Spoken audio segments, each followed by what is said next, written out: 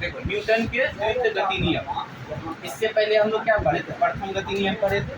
यानी ये फिजिक्स का हम लोग जो चैप्टर है क्या है, बल तथा गति के नियम, जिसको force and law of motion बोलते हैं। क्या बोलते हैं? Force and laws of motion, यही बोलते हैं ना।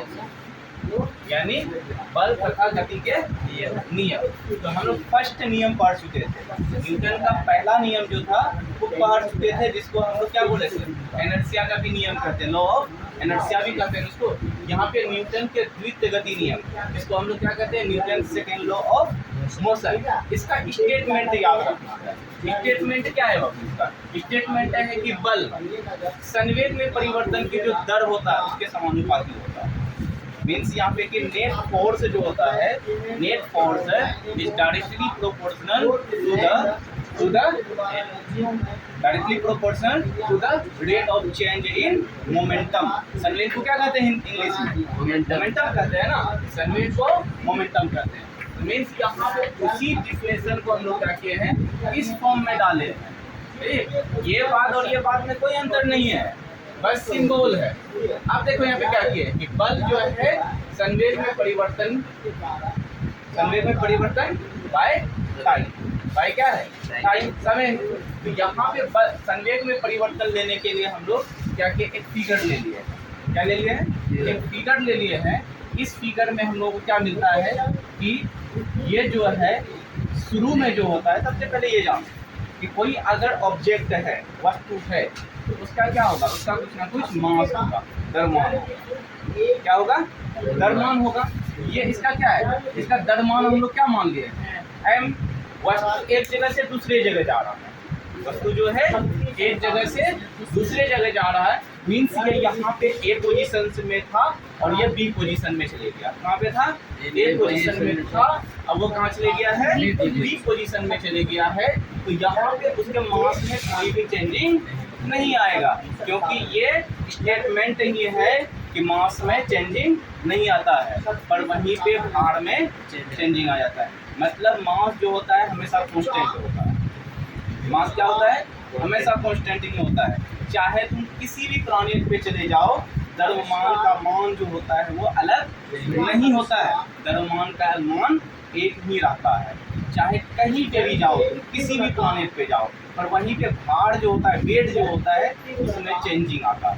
वेट में क्या जाता है? चेंजिंग आ जाता है। तो हम लोग वेट और मास में भी पढ़ेंगे कि क्या दोनों में रिलेशन है। ठीक, मास किसको कहते हैं और वेट किसको कहते हैं, दोनों अलग चीजें हैं। मास एक वर्ड आता है हम लोगों का मास, और एक वर्ड आता है क्या, वेट। मास अलग है, वेट अलग है। मास में कभी भी चेंजिंग नहीं आएगा, चाहे वो कहीं पे भी जाए, किसी भी प्लैनेट पे जाए, किसी भी ग्रह पे उपग्रह पे जाए, इसमें कोई परिवर्तन नहीं होगा। अगर 1 kg है तो वही 1 kg रहेगा। पर वेट में क्या होता है, इसमें ग्रह जाकर के परिवर्तन होता है। अलग अलग ग्रह में इसका मान अलग। जैसे तुमको मून के बारे में पता है, यहाँ पे किसी का वजन अगर 60 kg है तो मून पे कितना 10 kg हो जाएगा। मून पे क्या हो जाएगा, 10 kg हो जाता है। मतलब kg यहाँ पे वेट को बताते हैं। वेट का ऐसा यूनिट तो वैसे न्यूटन होता है। क्या होता है वेट का? न्यूटन होता है। तो वेट जो है यहाँ पे किसी का 60 है तो वहाँ पे कितना हो जाएगा, 10 हो जाएगा। पर मास अगर 10 है यहाँ पे, तो मून पे भी क्या होगा, मास 10 ही होगा। तो मास में कोई परिवर्तन नहीं, वेट में परिवर्तन होगा। तो बहुत बड़ा ये डिफरेंस है। तो 2 ऑब्जेक्ट ले लिए, ये ऑब्जेक्ट यहाँ पे है, फिर यहाँ पे आ गया, यहाँ से यहाँ गया, तो मास में कोई परिवर्तन नहीं। पर इसका वेग में देखो, जिसको हम लोग वेलोसिटी कहते हैं, शुरू में इसका वेलोसिटी जो था वो क्या है, u। शुरू में वेलोसिटी क्या है बाबू, u है। बाद में यहाँ पे जब गया तो उसका वेलोसिटी क्या हो गया, v हो गया। वेग क्या हो गया है, v हो गया है। और परिवर्तन होने में, मतलब चेंज होने में, यहाँ से यहाँ जाने में क्या लगा, इसको टाइम लगा कि नहीं लगा, लगा टाइम। यहाँ से इस पोजीशन पे आने में ये क्या लगा है, इसको टाइम लगा, इसको दे दिया। तो इस ऑब्जेक्ट का ऑब्जेक्ट वही है, पर इस जगह इसका जो मोमेंटम था, संवेग था, उसको हम लोग P1 कहेंगे। इस जगह का जो संवेग है वो क्या है बाबू यहाँ पे P1 है। और उसके लिए हम लोग जानते हैं कि संवेग का जो फॉर्मूलास होता है उसके द्रव्यमान और उसके वेग को मल्टीप्लाई करते हैं तो हमको क्या मिलता है, संवेग मिल जाता है। तो P1 को हम लोग क्या लिखते हैं, mu लिखते हैं। क्या लिखते हैं, m इंटू यू लिखते हैं। वही P2 को क्या लिखते हैं, m इंटू v लिख दिए हैं। क्या लिखते हैं, m इंटू v लिख दिए। अब फिर हम यहाँ पे आते हैं कि जो f है वो directly proportional to P2 minus P1 by T हो गया।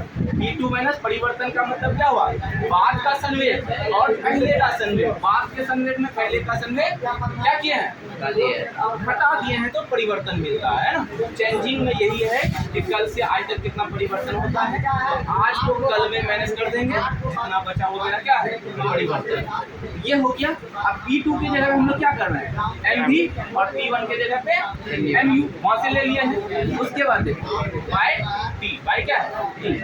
अब यहाँ पे डायरेक्टली प्रोपोर्शनल को जब भी इक्वल में हम लोग चेंज करते हैं, समानुपाती है ये, समानुपाती को जब भी बराबर में परिवर्तन करते हैं तो हम उसके लिए क्या करते हैं, एक रेस्पेक्टिव कांस्टेंट लेते हैं। तो न्यूटन ने लिया था जो यहाँ पे के लिया, न्यूटन ने क्या लिया था, के लिया था। तो हम लोग भी क्या ले लिए, के ले लिए।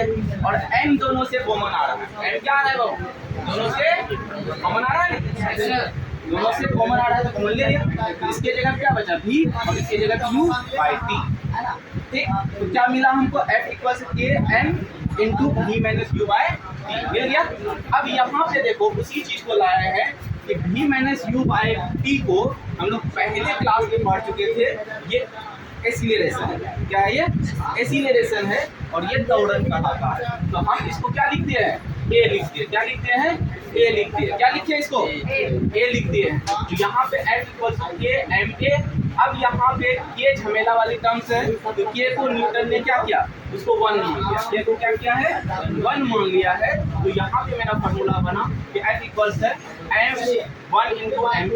1 से किसी भी नंबर को मल्टीप्लाई करने पे कोई फर्क नहीं पड़ता, इसीलिए f इक्वल्स ma हम लोग यहाँ पे लिख दिए। तो हमको क्या मिला यहाँ पे, बल का परिभाषा, Newton second law of motion से क्या मिलता है, बल का परिभाषा मिलता है।